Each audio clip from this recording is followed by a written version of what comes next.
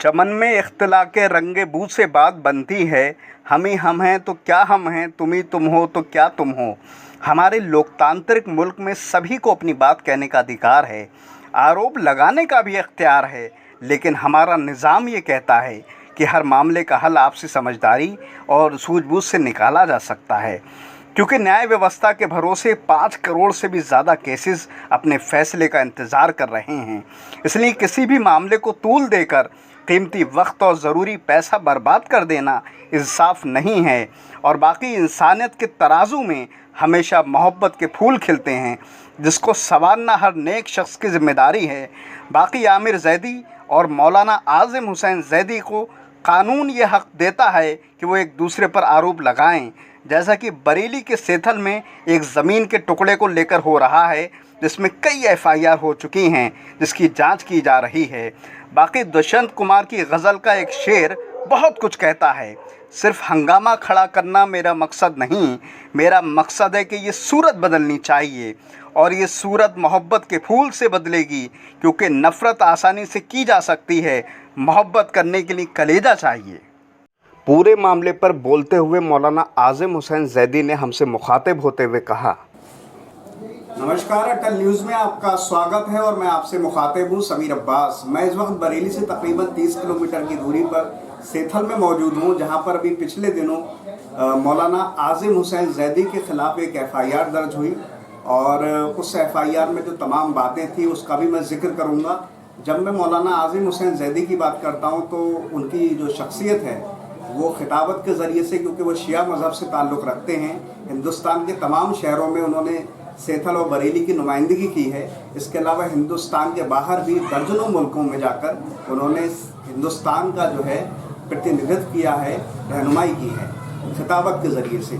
साथ ही वो शिया वक्फ बोर्ड के जो पूरा मेंबर रहे हैं, इसके जो चेयरमैन थे वसीम रिजवी थे, और उसके बाद लगातार अपने बयानों के ज़रिए से तमाम तरह से वो खंडन करते रहे।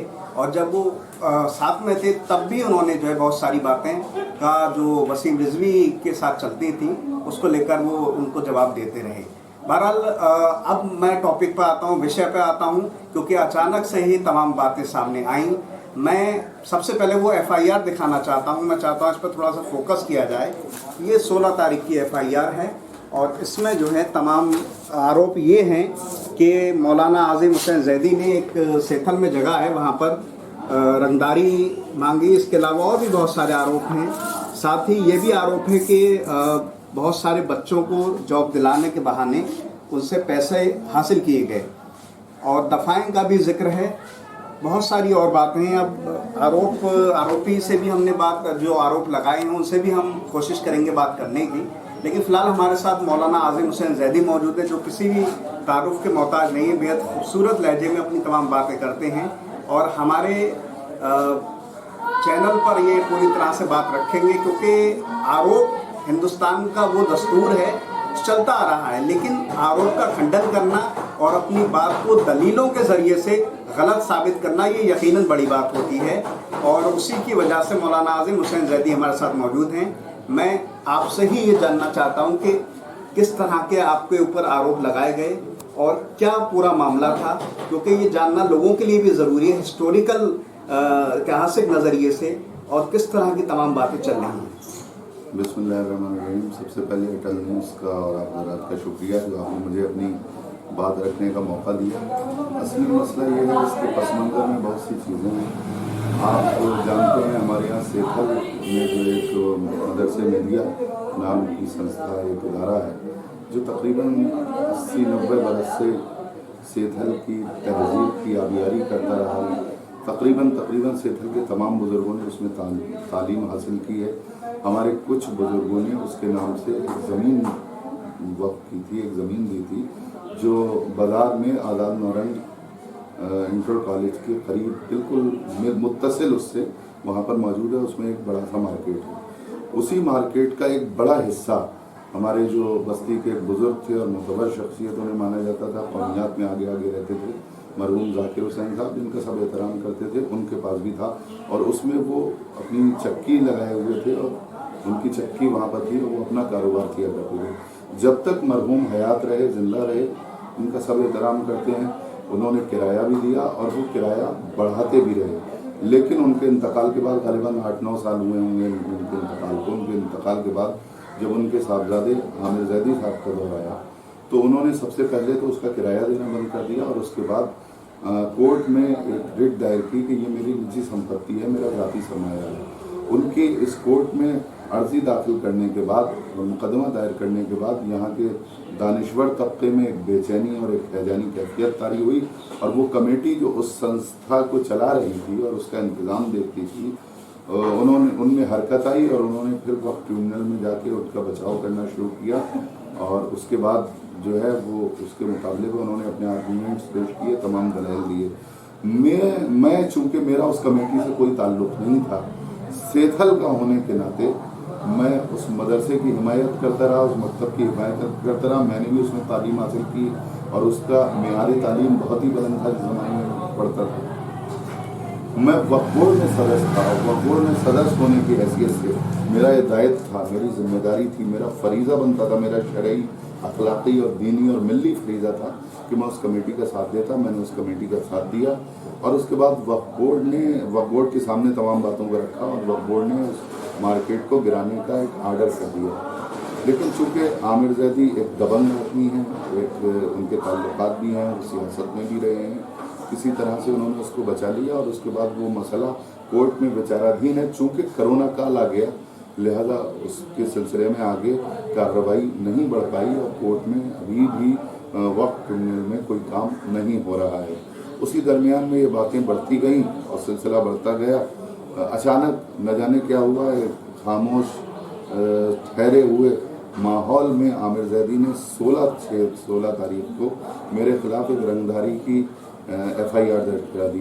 देखिए, मैं आपसे ये अर्ज़ करना चाहता हूँ कि उन्होंने जितने भी आरोप लगाए हैं कि मैं नौकरी के नाम पर पैसा लेता हूँ, मेरे खिलाफ बरेली के तमाम थानों में FIR दर्ज हैं, वो अगर एक एप्लीकेशन भी किसी थाने में ला के दिखा दें, थाने से ला के दिखा दें, या पूरी यूपी नहीं पूरे हिंदुस्तान से कोई एक बच्चा भी ऐसा ला के दिखा दें जो हलफ लेके ये कह दे कि मैंने कभी नौकरी की बात भी की है, कहीं ले भी गया हूँ, तो मैं जो सज़ा कही है मैं भुगतने के लिए तैयार हूँ। लेकिन आरोप लगाने वाले आरोप लगाया करते हैं, हलाल मोहम्मदी को हराम और हराम मोहम्मदी को हलाल करने वालों से कोई हमें तवक्को भी नहीं है। वो कोई भी आरोप लगा सकते हैं, दुनिया जानती है। भाई मुझे ये बताइए, मैं एक ज़ाकिर हुसैन हूँ, मैं मिंबर पर बैठता हूँ, मैं लोगों के इस्लाह की बात करता हूँ, मैं लोगों को जोड़ने की बात करता हूँ, मैं ज़िक्र सरकार सैयद शुहदा करता हूँ। कब मुझसे आपको ये तवक्को है कि मैं 8 बजे हमदेली मस्जिद के पास गन पॉइंट के ऊपर किसी से रंगदारी वसूल करूँगा? तो उनके इसी बात से आप अंदाज़ा लगा सकते हैं कि इसमें कितनी सच्चाई है और उनके आरोपों में कितनी सच्चाई। अरे वो कोई और FIR दर्ज करा देते किसी तरह का इल्ज़ाम, और मैंने तो आला हुक्काम से तमाम बातें बता दी। ये तो अभी रंगदारी की रिपोर्ट है, मैंने आला हुक्काम को ये भी बता दिया है अभी और FIR दर्ज कराने को इनका इरादा है और उन्हीं के एक पैरोकार हैं, उन्होंने ये भी कहा अभी तो 376 भी लगाई जाएगी। और हम जाहिर सी बात है, हक बात कहने के लिए हमें दारुल रसन भी मंजूर है, हम उससे पीछे हटने के लिए तैयार नहीं हैं, न हम उनसे मुसालहत करेंगे न बैत करेंगे। हाँ, सुलह का कोई रास्ता होगा, बैत नहीं होगी लेकिन सुलह की जा सकती, वो भी उन बुनियादों के ऊपर कि वो मदरसे की किराएदारी कबूल करें, मदरसे की दुकानों को अपना न कहें, उसको जिस इदारे की वो दुकानें हैं जो मार्केट हैं उस इदारे को वापस करें या उसके किराएदार बने। उन बुनियादों के ऊपर उनसे सुलह हो सकती है, लेकिन वो ये चाहें कि हम बैत करें तो हम वो एक नहीं, इस तरह की 50 फर्जी FIR दर्ज कराने होती रही हैं, बुजुर्ग आलिमों को ही हैं। यही नहीं, पूरे हिंदुस्तान में जो उलमा कौमियात के मैदान में आगे बढ़े उन्होंने इस तरह के मसाइल से गुजरना पड़ा है और ये हमारे आइम्मा की तारीफ रही है। हमेशा से इस तरह का जुर्म करने वाले अफराद ने लोगों को दबाने के लिए, कुचलने के लिए और फंसाने के लिए इस तरह के हथकंडे इस्तेमाल किए हैं। उसके लिए हम जहनी तौर पर तैयार हैं, फिक्री तौर पर तैयार हैं, कोई मुजाहिदा नहीं है। जी, तमाम जो आरोप मौलाना आज़म हुसैन जैदी पर लगा है उसका उन्होंने पूरी तरह से खंडन किया। और भी बहुत सारी बातें, एक विषय बहुत इस वक्त ख़ास तौर से चल रहा है, बकरीद का जो टाइम है बहुत नज़दीक है, उसमें कुर्बानी होती है और कुर्बानी में दुआ पड़ी जाती है और बहुत सारी चीज़ें होती हैं। बहुत सारी विषय चल रहे हैं कि भाई किस तरह से किस दुम्बे पे, दुम्बा मतलब जिसमें बहुत सारे जानवर शामिल हो जाते हैं, उस पर पड़ जाते, क्या नुक्ते नज़र है, क्या सोचना है, क्योंकि बकरीद नज़दीक है, और क्या पैगाम देना चाहते हैं कुर्बानी के हवाले से आप? देखिए, बहुत अच्छा सवाल आपने किया है। मैं तो उनसे ये कहना चाहूँगा कि आमिर जैदी साहब सोर्सफुल आदमी हैं, उनके पास पैसा भी है, सरमाया भी है, दौलत भी है, और दौलत की बुनियाद पर वो सब कुछ करते रहे। पूरी सेथल जानती है उन्होंने कहाँ कहाँ क्या क्या किया है, किस किस को दबाया है, किस किस की ज़मीनों पर कब्जे किए हैं, ये बताने की ज़रूरत नहीं है। ना मैं उनके ज़ातियात में जाना चाहता हूँ, उनका किरदार ही है। लेकिन मैं उनसे इतना ज़रूर कहना चाहता हूँ, वो मुझ पर और FIR लगवा देते, वो किसी भी तरह की FIR मुझ पर करवा सकते हैं, आज़ाद हैं।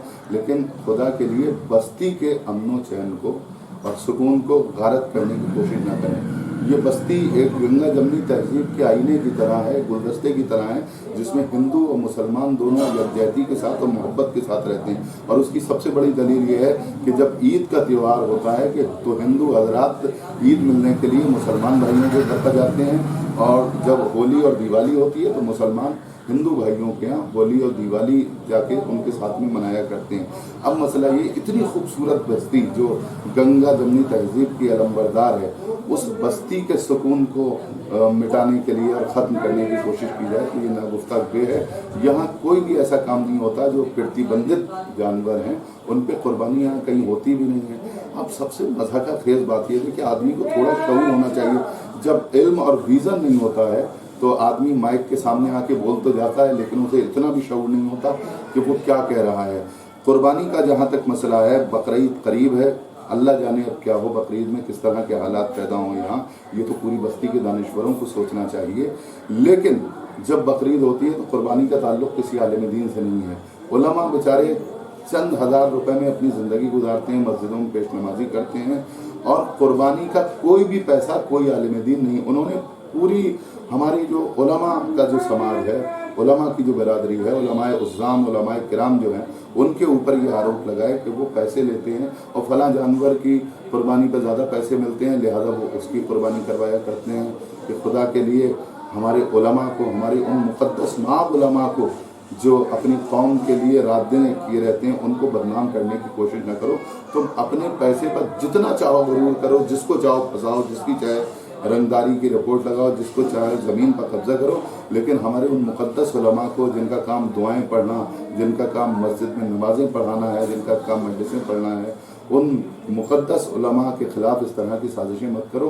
कुर्बानी में कभी कोई पैसा नहीं लिया जाता है, आप भी कुर्बानी करते हैं। इसका मतलब ये है, मुझे ऐसा महसूस होता है आमिर ज़ैदी के यहाँ कुर्बानी ही नहीं होती है, क्योंकि जिसके यहाँ भी कुर्बानी होती है, कोई भी बुजुर्ग इतने पढ़े लिखे हैं, 2-4 सदरों की वो दुआ है, वो दुआ पढ़ देते हैं और उसके बाद कुर्बानी हो जाती है। उसमें ना किसी मौलवी की ज़रूरत है, ना किसी आलिम की ज़रूरत है, और पूरी सेठल के और पूरी दुनिया के लोग इसको जानते हैं।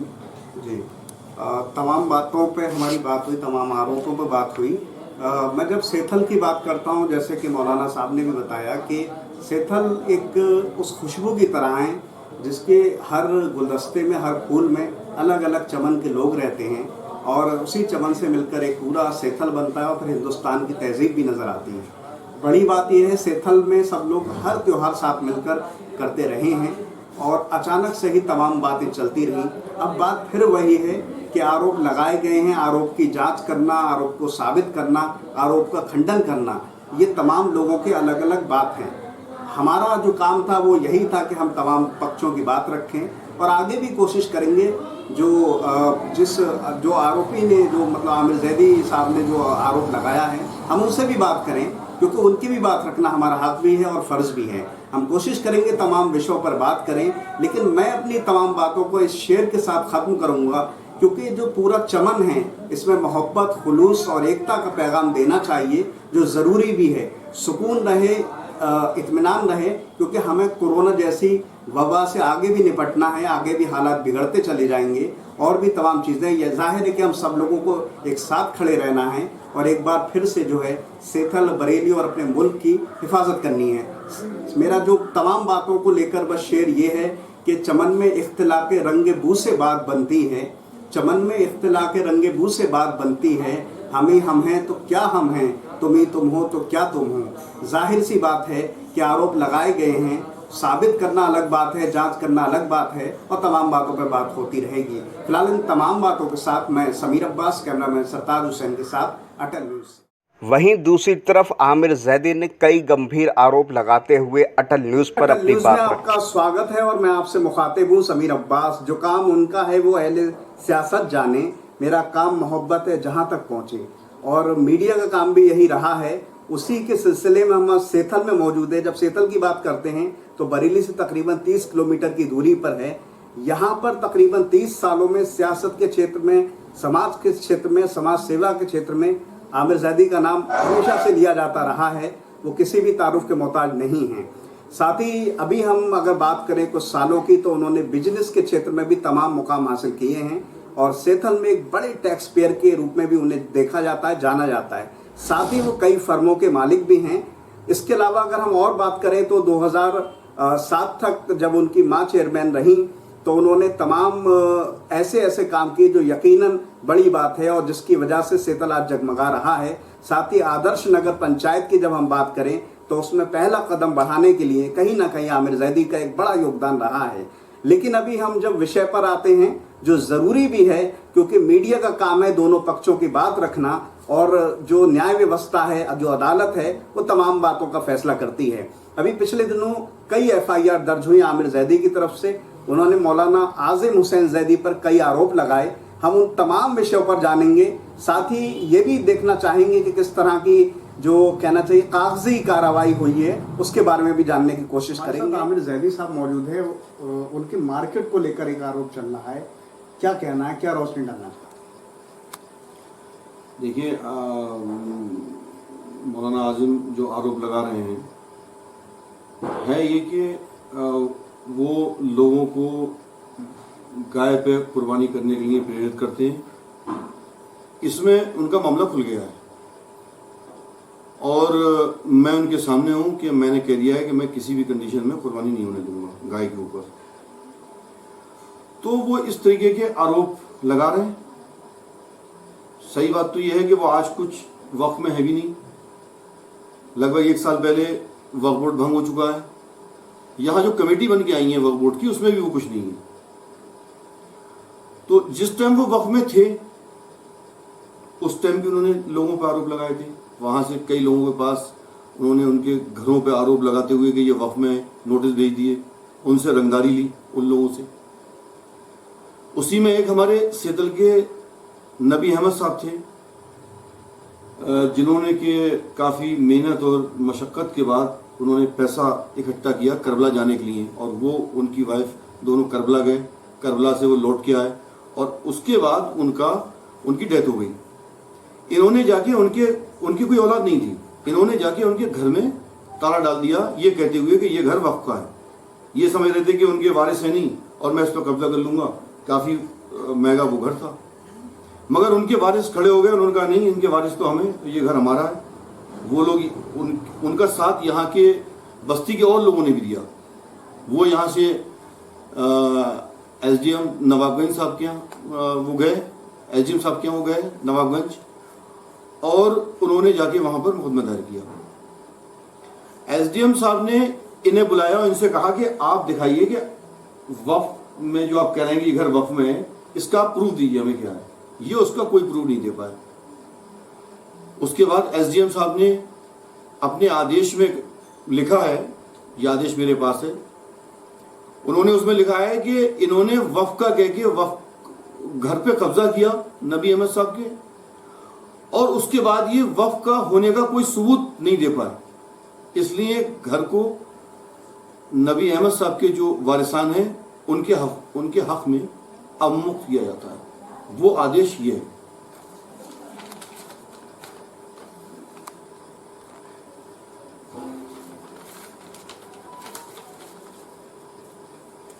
इसमें मोटा मोटी तौर पर क्या लिखा है, थोड़ा सा बताएं। इसमें ये लिखा है कि मौलाना आज़िम साहब ने अपने वालिद के नाम से ये सब मामला किया था, और उसमें जो ऑर्डर किया है SDM साहब ने, उसमें ये लिखा है, ये मैंने इसको हाईलाइट कर दिया है, इसको हाईलाइट को आप लीजिए, आपको ये दिख जाएगा इसमें उन्होंने ये कहा है कि घर पे जो कब्जा किया गया वो वक्फ का कह के कब्जा किया गया कि ये वक्फ का घर है और हम इस पर कब्जा कर रहे हैं। और उसके बाद क्योंकि ये वक्फ में वहां पर मेंबर थे, मगर जब इनसे सबूत मांगे गए तो ये पर्याप्त सबूत उसका नहीं दे पाए और एसडीएम साहब ने उनके जो वारिसान थे उनको घर ये दे दिया। अब आप बताइए, ऐसे आदमी का घर पे एक मौलाना कब्जा करें जो कि करबला गया, उसके भी औलाद भी नहीं थी, क्या ऐसे आदमी को मिंबर रसूल पे जाने का हक है? वहां पर बैठ के मजलिस पढ़ने का हक है? नहीं है। और यही नहीं,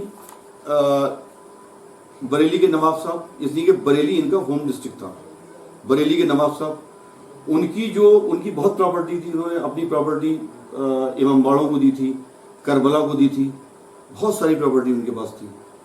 इन्होंने उनकी प्रॉपर्टी में प्लाटिंग वहां पर कराई और ये इनका होम डिस्ट्रिक्ट था। उसके बाद ये इनसे जब कहा जाता है तो कहते हैं मुझसे मतलब नहीं है, जब तुम अपने होम डिस्ट्रिक्ट में ये सब कर रहे थे तो तुमने पूरे उत्तर प्रदेश में तुमने किया होगा। ये आप लोग समझ सकते हैं कि उन्होंने पूरे उत्तर प्रदेश में किस तरीके से जो वक्त थे उनको लूटा और बेइंतहा करप्शन किया। मैं एक बार वक्फ बोर्ड गया तो वहां के लोगों ने कहा कि ये आपकी सेतल पे कलंक है। एक हमारी सोसाइटी का मामला है, सेतल का, बहुत पुरानी सोसाइटी जो कि 1957 की बनी हुई वो सोसाइटी थी, उसकी प्रॉपर्टी हमारे यहाँ सेतल में थी। उस पे उन्होंने कटिंग करके वहां पर उसका जो सर्वे जो उसका फॉर्म था उस पे कटिंग करके और वो भी वक्फ में जाके दर्ज करा दी, सिर्फ इस नियत से कि मुझे इसे बेचना है।